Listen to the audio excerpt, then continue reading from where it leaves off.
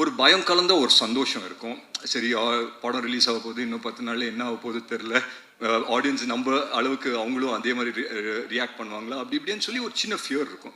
But என்னமோ தெரில, I think on behalf of our entire team நான் சொல்லிக்கிறேன், ஒரு சின்ன சென்ஸ் ஆஃப் தைரியம் இருக்குது, ஒரு சின்ன சென்ஸ் ஆஃப் கான்ஃபிடென்ஸ் இருக்குது. என்னென்னா ஒரு நல்ல படம் எடுத்திருக்கோங்கிற ஒரு நம்பிக்கை இருக்குது. ஸோ அந்த விதத்தில் we are very very happy அப்படின்னு சொல்லி நான் நம்புகிறேன்.